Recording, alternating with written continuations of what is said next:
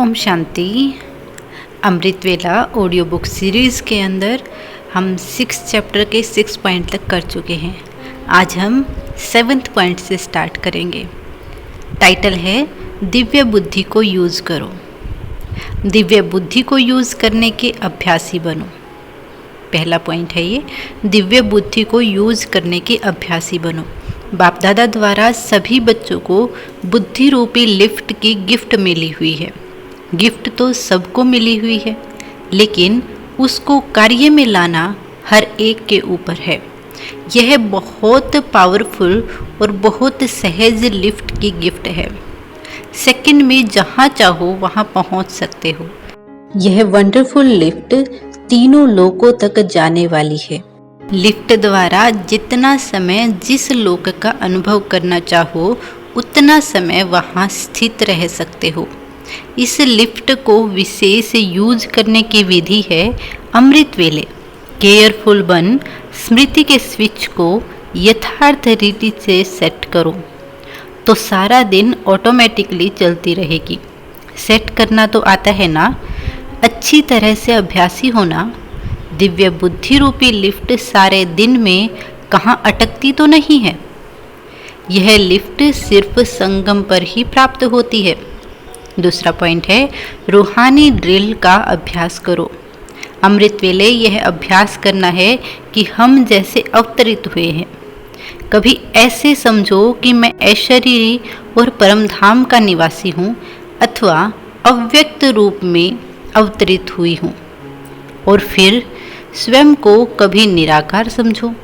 यह 3 स्टेज पर जाने की प्रैक्टिस हो जाए, जैसे कि एक कमरे से दूसरे कमरे में जाना होता है। तो अमृत वेले यह विशेष अशरीरी भव का वरदान लेना चाहिए। अभी विशेष यह अनुभव हो, ऐसा अभ्यास करो जो जहाँ बुद्धि को लगाना चाहो वहाँ स्थित हो जाए। संकल्प किया और स्थित हुआ। यह रूहानी ड्रिल सदैव बुद्धि द्वारा करते रहो। अभी अभी परमधाम निवासी, अभी अभी सूक्ष्म अव्यक्त फरिश्ता बन जाएं और अभी अभी साकार कर्मेंद्रियों का आधार लेकर कर्म योगी बन जाएं। इसको कहा जाता है संकल्प शक्ति को कंट्रोल करना। संकल्प को रचना कहेंगे और आप उसके रचयिता हो।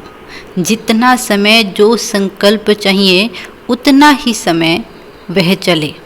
जहाँ बुद्धि लगाना चाहें वहाँ ही लगे। इसको कहा जाता है अधिकारी। यह प्रैक्टिस अभी कम है, इसीलिए यह अभ्यास करो। अपने आप ही अपना प्रोग्राम बनाओ। अपने को चेक करो कि जितना समय निश्चित किया क्या उतना ही समय वह स्टेज रही। इसी में नेक्स्ट पॉइंट है दिव्य बुद्धि को चेक कर ठीक रखो। दिव्य बुद्धि का विमान तो शक्तिशाली है ना, सिर्फ यूज़ करना आना चाहिए। बाप दादा की रिफाइन श्रेष्ठ मत का साधन चाहिए। जैसे आजकल रिफाइन से भी डबल रिफाइन चलता है ना, तो बाप दादा का यह दिव्य बुद्धि डबल रिफाइन साधन है।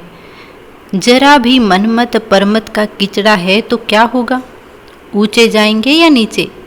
तो यह चेक करो कि दिव्य बुद्धि रूपी विमान में सदा डबल रिफाइन साधन है। बीच में कोई किचड़ा तो नहीं आता, नहीं तो यह विमान सदा सुखदाई है। जैसे सतयुग में कभी भी कोई एक्सीडेंट हो नहीं सकते, क्योंकि आपके श्रेष्ठ कर्मों की प्रारब्ध है। ऐसे कोई कर्म होते नहीं जो कर्म के भोग के हिसाब से यह दुख भोगना पड़े। ऐसे संगम युगी गॉडली गिफ्ट दिव्य बुद्धि सदा सर्व प्रकार के दुख और धोखे से मुक्त है।